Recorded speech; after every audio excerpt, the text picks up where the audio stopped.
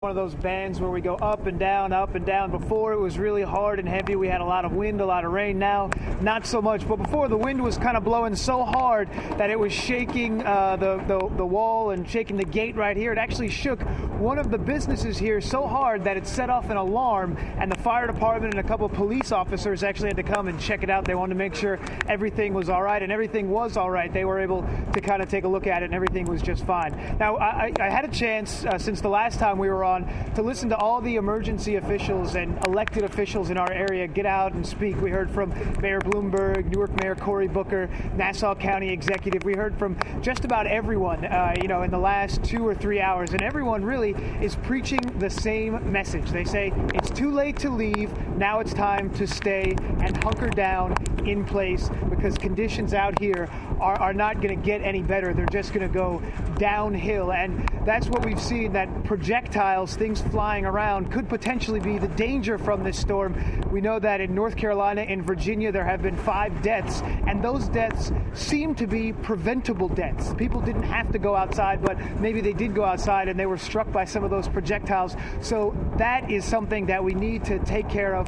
For those who have evacuated, an interesting fact that we learned here in Ocean County, the Seaside Heights area, a lot of the people who left, the businesses left their homes here and ended up at some of the evacuation shelters are seasonal workers or students, people who aren't necessarily residents around here, but people who pretty much didn't have anywhere else to go, hadn't ever been through a hurricane before or even a nor'easter because they work here during the summer season, and this just came as a complete shock, and they decided that they had to leave. And earlier this morning, fire department here, police department actually put people on buses and bus them across the river to Toms River, where they're staying at 4 shelters I know that are open there. One shelter, Toms River North High School, had at least 300 people who will be in what they're hoping to be safe conditions this evening. As the message now, too late to leave, stay in place, watch the reports as things get closer and things start to deteriorate. But now, as we mentioned,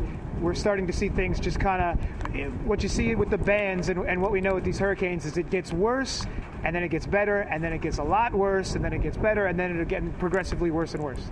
Dan, I see that you were in a little bit of a lull from that heavier band earlier. Yeah. Were you there for the high tide cycle that came through at about 7 o'clock this evening? Did you notice how high the tide came at that point?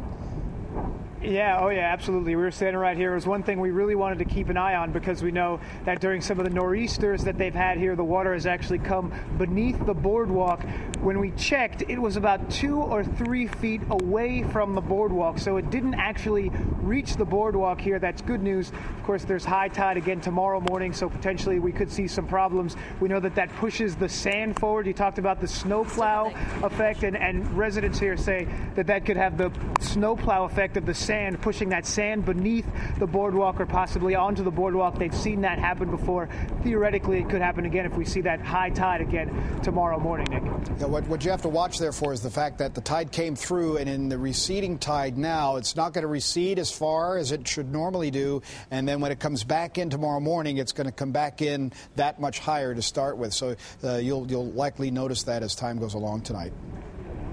I would imagine so. It's something that a lot of people are taking note of. We actually had a report down in Wildwood Beach that some of the water from the ocean water had actually reached the boardwalk down there. There was some concern that it could happen here. So it's something that everyone's keeping an eye on. I mean, the boardwalk here is so important. I mean, you can't put a dollar figure on it. You can't really even describe it because the boardwalk, Seaside Heights, it's how people who live here, people who own businesses here, this is how they make their living. So if something happens to the boardwalk, something happens to the way they live their lives. So they really don't want anything to happen to this boardwalk. They hope when they wake up on Sunday, when they wake up on Monday, that everything's going to be all right. And at this point, all they can do is hope and wait.